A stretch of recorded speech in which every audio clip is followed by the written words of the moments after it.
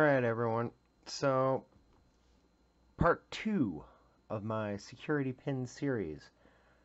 Just as a forewarning, this episode is probably going to be dry as hell for a lot of people. But this is basically meant to be an information dump of everything that I want to relay about choosing the right type of security pin, and basically the planning involved when you want to start thinking about, making them for existing locks or coming up with a challenge lock that you're going to send out. I'm going to do an actual whole nother series where I actually build from start to finish a challenge lock, including all the pins and all the milling and counter milling.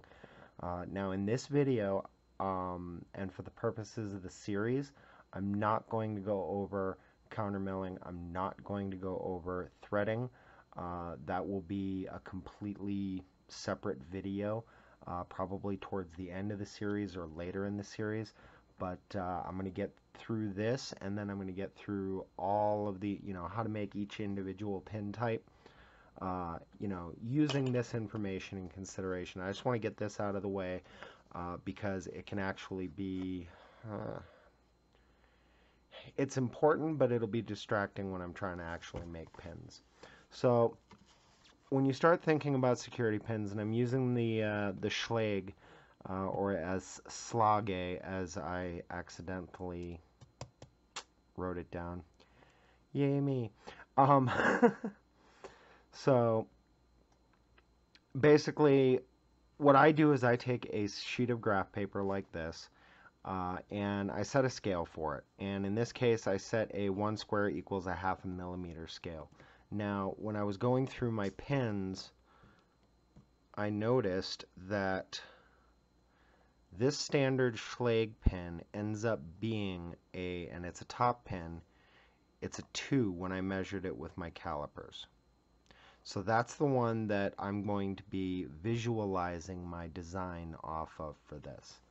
Now, I wrote down all of the measurements, both in inches and millimeters.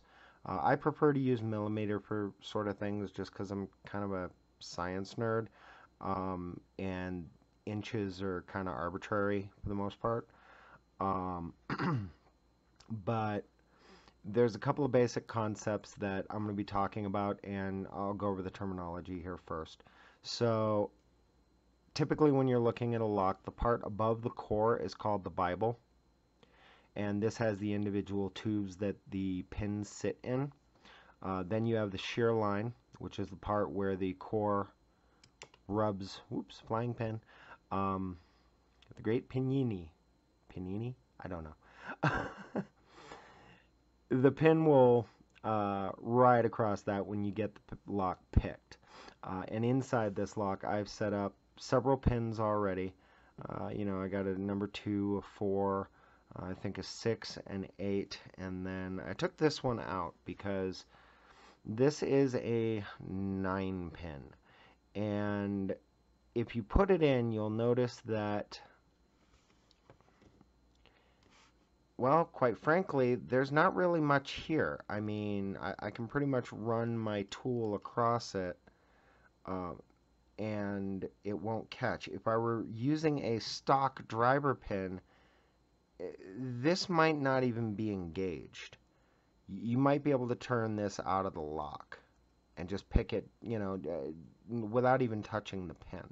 So I don't consider a 9 to be viable as far as if you're going to add security to the driver pin, because not enough of it is going to catch for it to really make a difference. I wouldn't recommend using them in a lock that you're trying to use. But check it out, because not all manufacturers are like that. Some manufacturers, their deepest pin that you'll find, assuming you're not cutting your own, might actually have still a lot of clearance here. And that's what you're looking for, and that's what I've tried to kind of show here. So let's just grab this pin because it's big and it's easy to see. But here you've got the core, you've got the Bible, and then the shear line.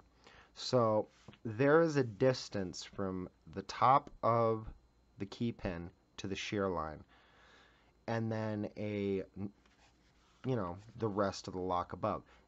As far as if you're dealing with smooth wall pin tubes, this is the only part that matters as far as security goes, is from the top of the key pin to the shear line.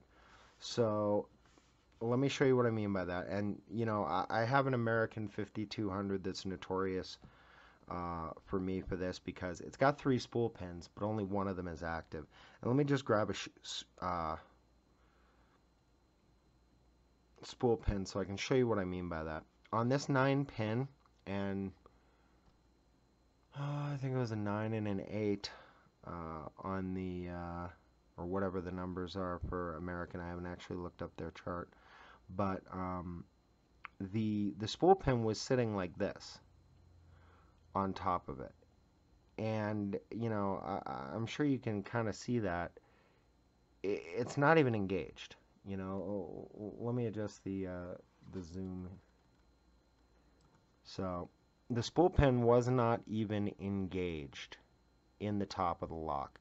In other words, if you had actually been picking other pins and you got to a point where you could get a false set, this one would have just basically behaved like any other standard pin.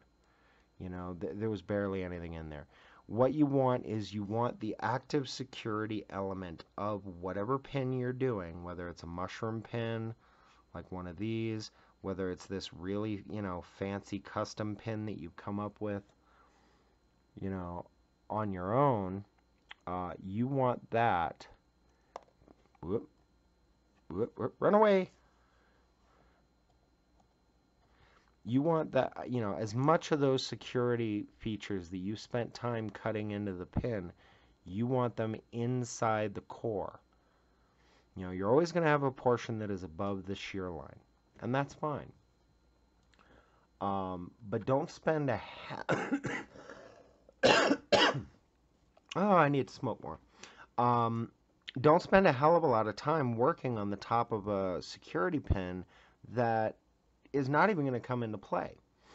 A lot of my pins I made here just for the purposes of them, being reasonably fancy. I wanted them to look nice. I wanted them to, look really cool. But the point is that I didn't have to.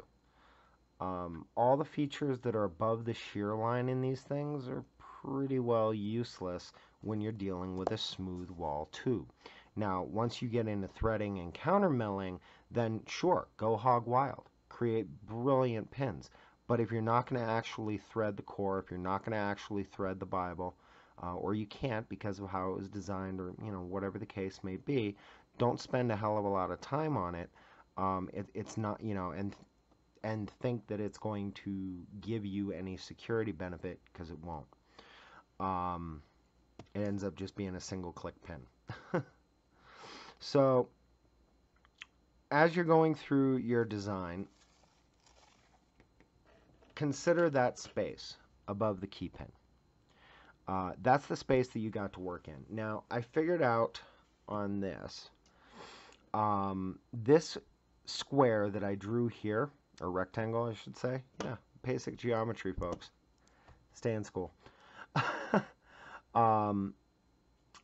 I figured this out based on, just taking some quick measurements with my caliper on the core with some various pins in it, that if I put it in a 4 spot, a 6mm pin, or sorry, 5.08 millimeter pin, if I put that in a number 4 slot, 225 thousandths of an inch, 5.73 millimeters, there's going to be about a, give or take, because, and that's something else I want to preface, don't go hog wild on making sure that your measurements are extremely accurate. There's probably only a handful of people on the planet that would be able to look at something that is 7 millimeters long and tell that it's 1/3 of a millimeter out of whack.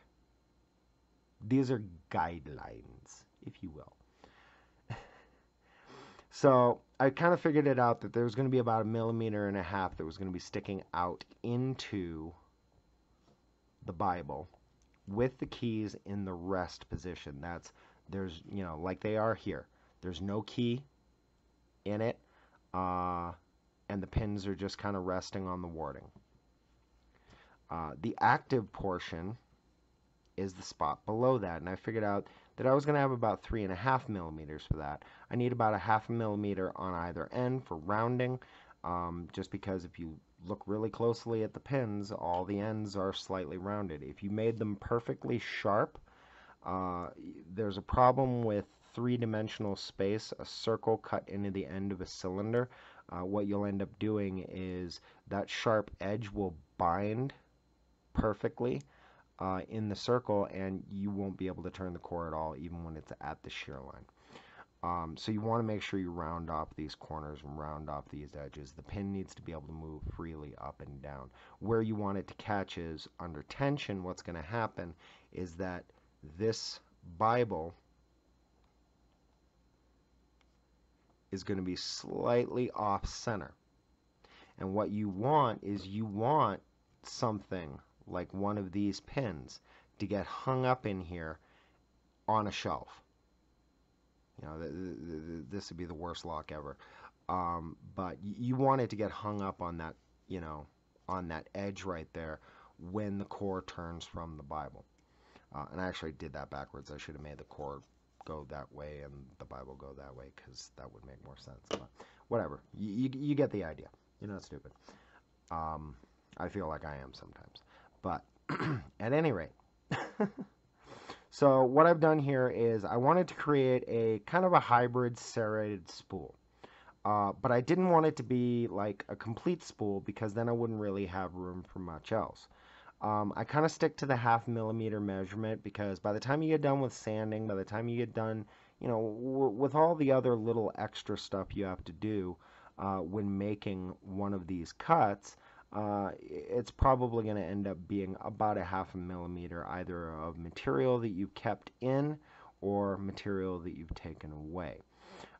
So I gave this one 2 serrations. One, I want the top right about at the shear line. I want the top of this pin to sit there.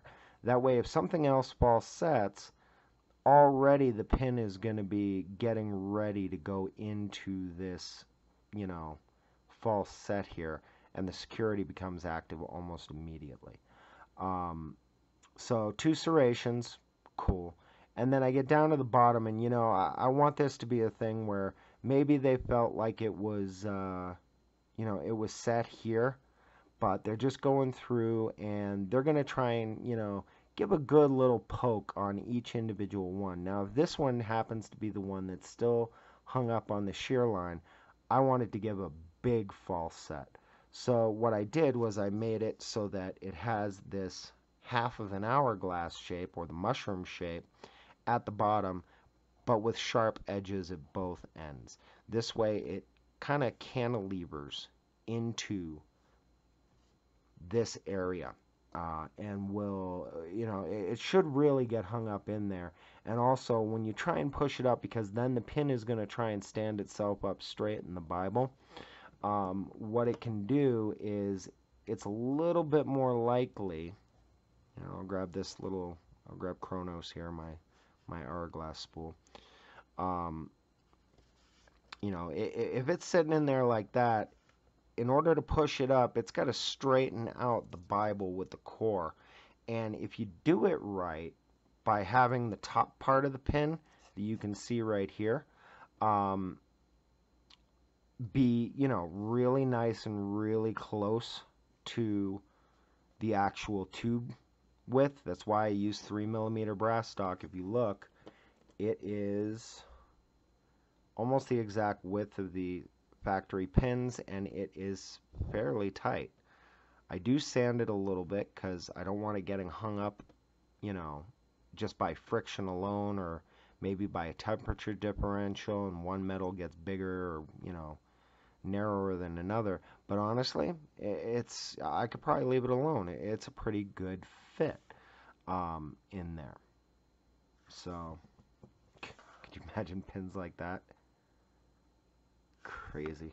At any rate, so yeah, those are some of the things you want to think about when you're trying to design security pins. So let's try and design another one. Say a basic spool, right? And let's do it using a jump and down. Let's do it using a number 1 Schlag. So we're going to make it about 6 millimeters long. So 1, 2, 3, 4, 5, 6. And then they're about 3 millimeters wide. Matter of fact, they're almost exactly 3 millimeters wide. 1, 2, yeah, 3. So let's go over to here. Okay, so here's our base for what we're going to be using for designing this pin. And this will be a number 1 pin. Let's just do it right here and try and get crazy with dash lines and dots and stuff. There, circuit diagram. So this number 1 pin here, we're going to use this in probably the deepest pin we got, which on this lock happens to be a 2. So let's see if I've got something that's close to 6 millimeters. Yeah, the serrated pin that I made, 5.86. That's pretty close. And this is kind of one of the things I wanted to mention. Make a couple pins of different sizes that you can use as testers, and just know what size they are, so that when you're designing, you can use that as kind of a relative guide. So let's drop this in here with a 2, and we get a good look, and we see that, yeah, there's quite a few serrations above, but there's also 1, 2, 3, almost 4 of the 6 serrations are inside the core.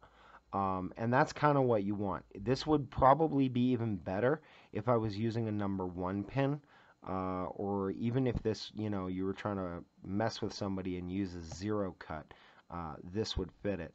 One thing you just want to make sure of, this is the deepest cut I got in here, and that pin works great, but if I were to come over to here and grab this little guy, you can kind of see the problem. If this was a 1, this would probably be below the shear line. And when you're designing a lock and setting up your security pins, you want to make sure that there's at least something inside the Bible. If there's not, what's going to happen is that as the key, even under normal operation of being picked or whatever, or raked or anything like that, it's probably going to grab the spring and shoot the spring down the side, and then you'll have to replace the spring, and it becomes a pain to pick, and you're going to have a really bad day with it. I did that to my American lock the other day. Kind of sucks. But you just want to make sure that the pin fits, and then it's not too small. Yeah, see, there's one that's a little bit better. The top of the ball is inside. This is, the Reddit community that I'm a part of decided this was going to be called Larry. I thought it should be called Roseanne. But you drop that in there, and it's like having a little marble in there. Right off the bat, you can tell that that's going to get, that's going to get a lot of lateral motion and give a pretty good false set right off the bat. And it's also going to behave really badly, so it's pretty vicious. Not quite as vicious as, say, this spool pin here, which this one's one of my favorites. It's got this nice, really sharp bottom piece. There's still a halfway decent amount of material there. This one can get hung up in even the highest ones. So, and that has a 1 millimeter center part, I think, somewhere in there. But again, if you look, if I were to put this in this way in the lock, on this 8 pin here, it might as well not even be there. It may as well not even be a spool at that point, because the only thing that's going to interact with the shear line, because you got to see that this part, the top of this serration here at the bottom, that's already up inside the tube. So the spool portion of this pin never even comes into play. If you flip it over though, now you got a player. Okay. It's not by much. The serration's useless. I will caution you, be careful with pins like this if you are going to be doing threading.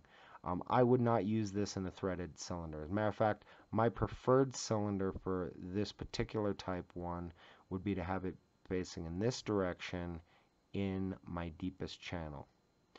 Because that's going to give a very, very weird false set, followed by, you figure it's going to be under tension. They're going to be trying to force it out of a false set. And then as it does, it clicks, but catches on that serration. So now you got a last minute little catch there just to kind of hang it up and, give the person something more to think about. And you kind of want to think about that based on what you know about picking. You got different styles, you got different techniques. Everybody has different techniques.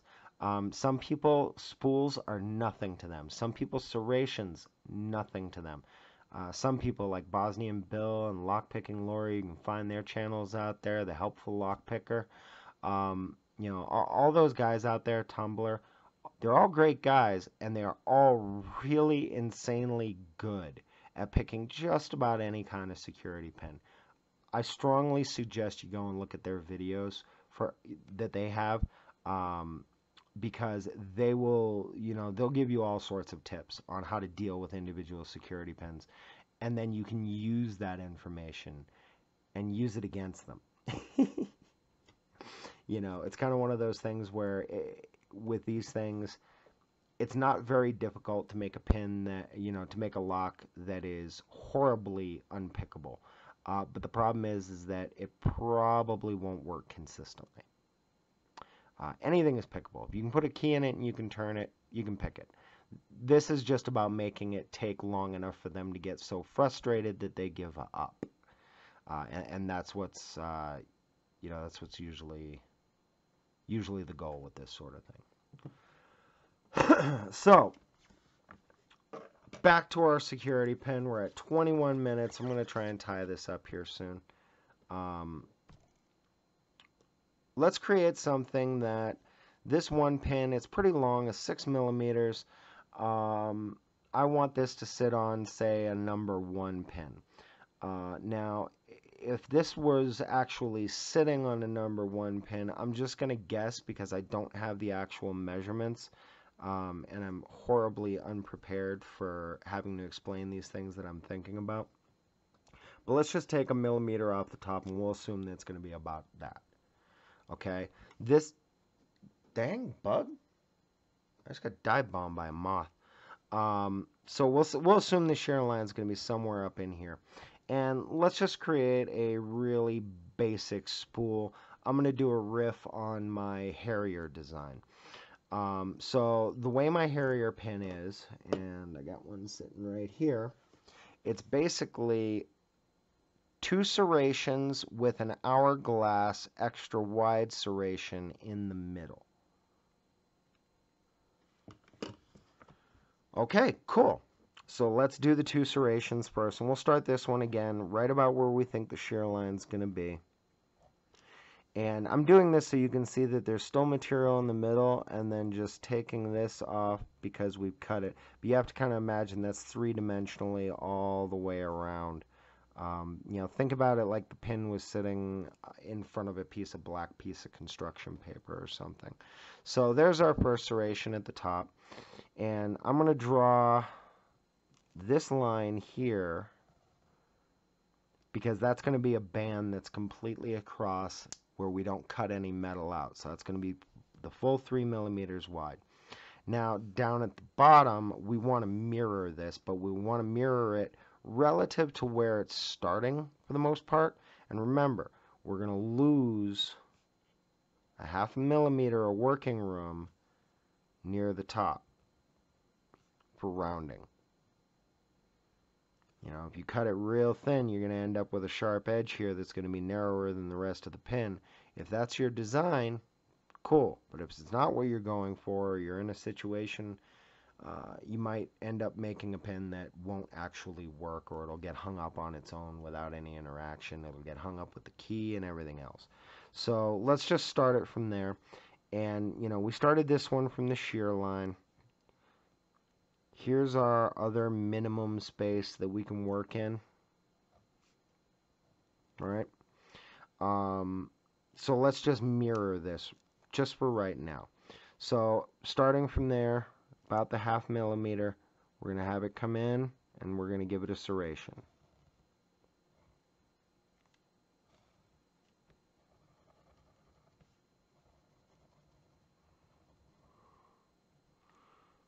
Cool. If I put 2 little eyes here, it suddenly becomes Bob from the black hole, at any rate.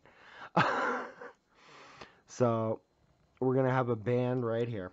Okay, now we've got this space, which is about 2.5 millimeters, that we can do the design that we want to do inside of it. So let's assume that we're going to cut in, well, let's assume we're going to cut about a 1/2 millimeter circular into the cylinder. And we want it to be, well, we want it to try and draw the pin as it's working on this edge right here. We want it to try and draw the pin to the center so that if it's a little bit high, it'll drag it down. If it's a little bit low, it'll drag it up. But it's going to try and keep it centered right in the middle. So let's find the middle first of all, which is right about here. And let's just do it a curve there. That way if it's high, this part gets pushed up and it comes to here. If it's low, it's going to do the same thing. And we're just going to do that again. And then all this will get cut out. So it's basically just a serrated spool. Now, some variations on this. This is not exactly how I do a Harrier. Normally, with my Harrier, I will actually come down straight. So it looks almost like an upside down nuclear cooling tower, something like that. This way I've got this extra edge here kind of as a last minute catch on the edge right here. And then basically there you have it. Now this you can translate. You can squish it down by shrinking down this space in the middle, because your saw blade's only going to be able to cut serrations so well. If you can cut narrower serrations, you can steal the space from there. But you could fit this into a 2, and you could probably even fit it into a 3. And when you do, that's what this pin ends up being. So, and of course, try and have some fun with it. If you want to make it fancy and, make this come in and then maybe give a little bit of a bow out here, go for it. Any kind of complexity that you can add to it. And this is something I don't think a lot of, or enough people think about, is when you're trying to actually create a pin, you don't want to put a factory spool or mushroom pin in, because those are easy to figure out. The reason why you customize these security pins like this, is because you want it to kind of also give a little bit of psychological warfare. You want to give it a little bit of deception. Hey, I got this pin in here. I can't tell if it's a spool or if it's serrated, because it's... Come on. God, these things are hard. Because they're just different, This one is my Saturn pin. Now, it doesn't look anything like Saturn, but what it does have is it's serrated on the outside, and then it's got the hourglass shape in the middle, so it's basically the same as this pin here. I need smaller fingers. So it's basically the same as this pin here, but when you look at it, there's that ridge right at the center of the hourglass so that when it's hung up, it's still clicking like it's a serrated. You see? So that's my strategy with this pin, is to mask the fact that it is a spool type pin by making it feel like a serrated.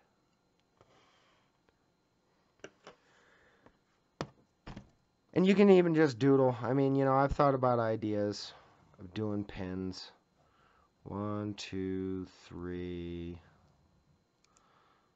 We'll do it the same height just for the heck of it. I was going to do a pin-in pin that had a 1 mil cap, 1 mil shank down there, and I'm going to show you how I draw that here in a second. But the rest of the pin will say, I'm just going to actually cover that up because it's actually just a straight shank. But the pin itself was going to go down in here, and then I was going to do a 1/2 millimeter serration on either side at the top of the tube. Just a really, really fine one, just to give a chance for that T-pin to get caught up. The T-pin goes all the way down, and what I was going to do is have it be serrated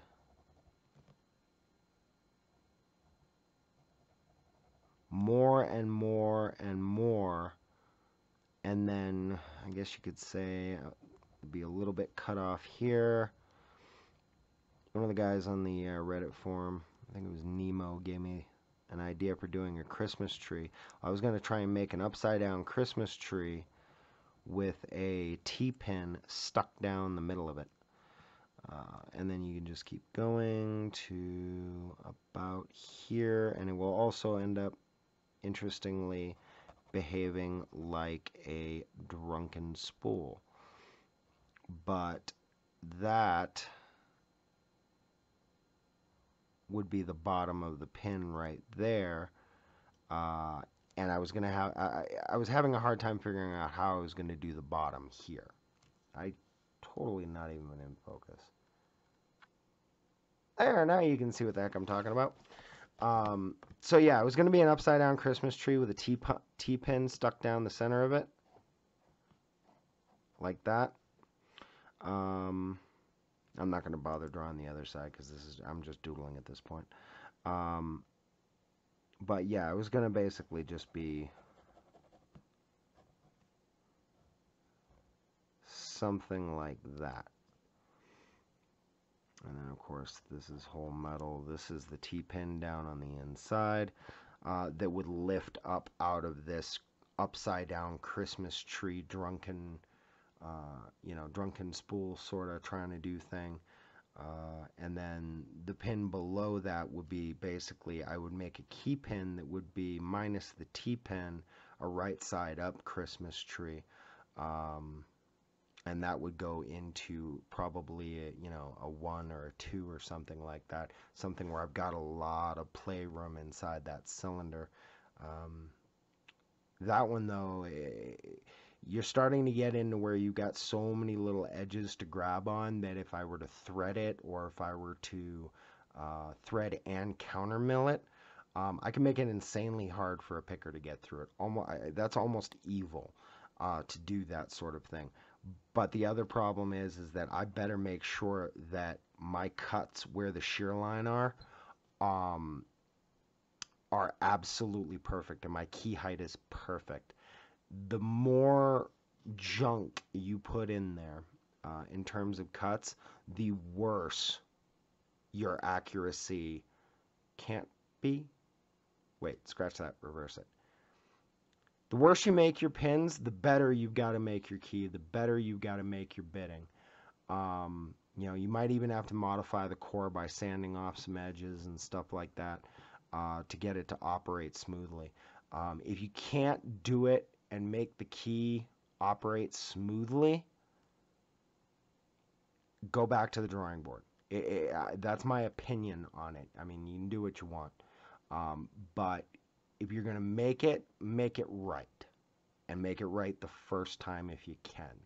If not, spend the time to fix it. It's worth it. The more you take pride in your work, the better your work will be. That's basically all I've got for this video. I've already run a lot longer than I wanted to.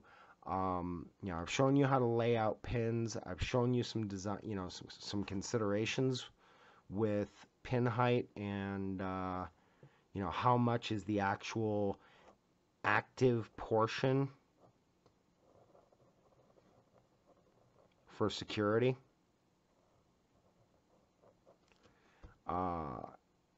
What doesn't matter, and so on and so forth. As well as, just different ways of doodling these out. This is the way I lay out my pins. If you got some other method for how you like to do it, cool. I plan on keeping a record of all of my different pin designs, along with basic measurements like this, so I know basically what I'm looking for when I go to make a specific one, and I can say, hey, I need to make a serrated bottom pin, a number 6 serrated bottom pin. I can look through my book and I can say, hey, this one's a number 6, this one's a number 6. I know they work smoothly, so let's go ahead and add those in. And then I'll keep notes for each type of security pin, whether or not I want to use them in a smooth cylinder or counter milled or whatever. Get creative with it. When I go to make my challenge lock, I'm going to show you exactly the whole pin layout on paper, in terms of not only the pins that I'm going to be making for the top, the pins that I'm going to be making for the bottom, but also where the counter milling and threading in the lock is going to be. And I'm going to plan it all out on paper because I want it to be a visual representation of what I'm doing before I actually start cutting in this stuff. So that's all I got for this, and this is the last video where I'm going to sit here and talk for a whole bunch of time. I apologize for that. I know it was boring. I try to be funny, but I'm just not a funny person most of the time. The next videos, I'm going to be going over individual pin types and how I actually cut them. But the reason why I wanted to get through all this is so I don't have to do a lot of that explanation in the other ones. I hope you enjoyed the video. I look forward to making more of these. If you have requests for things you'd like to see, go ahead and, send them in my comments. Let me know. And don't forget to hit like and subscribe. Have yourself a good evening.